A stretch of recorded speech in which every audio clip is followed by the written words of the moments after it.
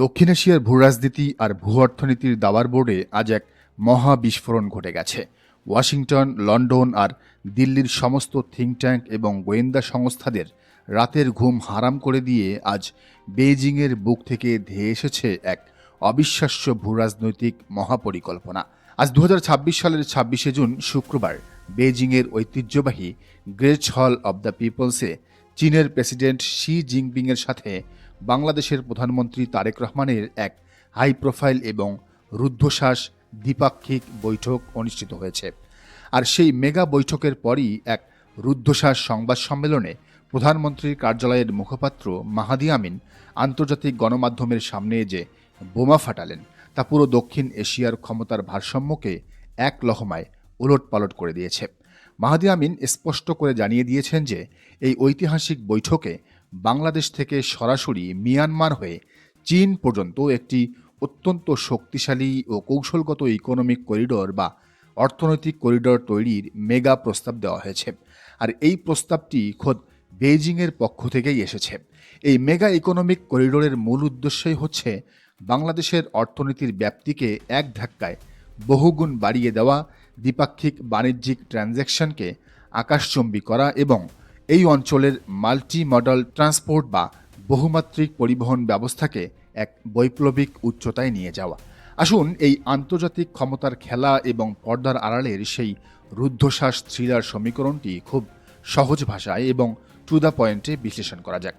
খুলনা বা চট্টগ্রাম বন্দর থেকে সমুদ্র পথে চীন থেকে পণ্য আমদানি করতে যে বিশাল সময় আর আকাশচুম্বী অর্থ ব্যয় হতো, এই স্থলভাগের ইকোনমিক করিডোর চালু হলে সেই দৃশ্যপট চিরতরে বদলে যাবে। মাত্র কয়েকদিনের মধ্যে স্থলপথেই চীন থেকে সরাসরি পণ্য বাংলাদেশে প্রবেশ করতে পারবে, যা দেশের ব্যবসা বাণিজ্যে এক অবিশ্বাস্য গতি এনে দেবে।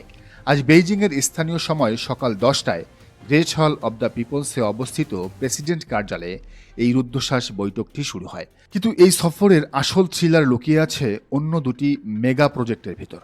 এক নতুন বিশেষায়িত ইকোনমিক জোন এবং দুই বহুল আলোচিত ও অবরুদ্ধ তিস্তা মহাপরিকল্পনা বা তিস্তা মেগা প্রজেক্ট। সংবাদ সম্মেলনে স্পষ্ট করা হয়েছে, বাংলাদেশের উত্তরবঙ্গের কোটি কোটি মানুষের ভাগ্য বদলে দেওয়া এই তিস্তা মহাপরিকল্পনা সম্পূর্ণ নিজের অর্থ এবং কারিগরি সহায়তায় বাস্তবায়ন করবে চীন। আর বেইজিংয়ের এই চালে দিল্লির সাউথ ব্লকে যে মারাত্মক প্যানিক বা মাথা ব্যথা শুরু হয়েছে তার আলাদা করে বলার অপেক্ষা রাখে না। তিস্তা নদীর জলবন্টন নিয়ে বিগত 15 বছর ধরে যে ভারত ঢাকাকে ঝুলিয়ে রেখেছিল, সেই তিস্তার বুকেই এখন চীনের এই প্রকাশ্য উপস্থিতি দিল্লির প্রতিরক্ষা মহলে এক বিরাট স্ট্র্যাটেজিক ধাক্কা।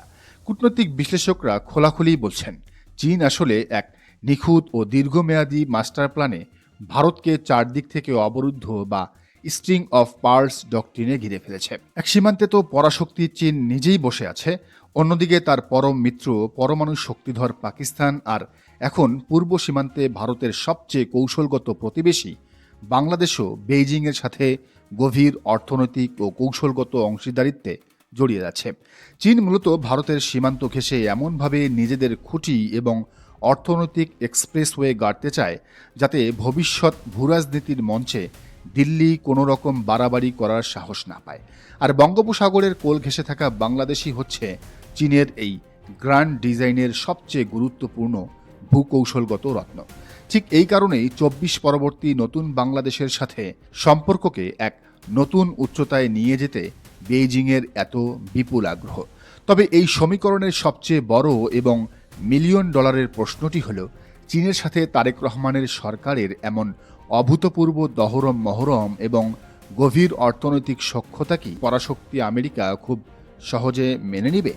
এখানেই চলে আসে পাকিস্তানের সেই বিখ্যাত এবং সফল ডুয়াল ট্র্যাক বা দ্বিমুখী ব্যালেন্সিং কূটনীতির উদাহরণ। পাকিস্তান যেভাবে দশকের পর দশক ধরে একই সাথে চীনের পরম মিত্র হয়ে থাকার পাশাপাশি ওয়াশিংটনের সাথেও নিজেদের সামরিক এবং অর্থনৈতিক সুসম্পর্ক বজায় রেখে অত্যন্ত সফলভাবে পার পেয়ে গেছে, বর্তমান বাংলাদেশের নতুন নীতি নির্ধারকেরাও ঠিক সেই একই ব্যালেন্সিং ডক্ট্রিন অনুসরণ করছেন। বেইজিংয়ের গ্রেট হলে বসে চীনের সাথে $ট্রিলিয়ন করিডর এবং তিস্তা প্রজেক্ট সই করার পাশাপাশি ওয়াশিংটনের ইন্দো প্যাসিফিক স্ট্র্যাটেজিকেও ঢাকা কিভাবে ব্যালেন্স করে, সেটাই হবে প্রধানমন্ত্রী তারেক রহমানের এই নতুন স্বাধীন এবং সার্বভৌম পররাষ্ট্রনীতির সবচেয়ে বড় এবং রোমাঞ্চকর পরীক্ষা। তবে বেইজিংয়ের এই ঐতিহাসিক সফর শেষে একটি বিষয় ক্রিস্টাল ক্লিয়ার: নতুন বাংলাদেশ আর কারো চাটুকার বা স্যাটেলাইট স্টেট নয়। বেইজিং থেকে ঢাকা এক নতুন পরাশক্তি ব্লকের উত্থান দেখছে পুরো বিশ্ব। দর্শক, এই বিষয়টিকে আপনি কিভাবে দেখছেন? তারেক রহমান কি পারবেন শেষ পর্যন্ত তার এই নীতিতে অটল থাকতে, নাকি তিনি ভারতের চাপে এবং আমেরিকার চাপে তার নীতি থেকে সরে আসতে বাধ্য হবেন? জানান আপনার মতামত। আর এই চ্যানেলে নতুন হলে অবশ্যই সাবস্ক্রাইব করে বেল আইকনটি বাজিয়ে রাখুন।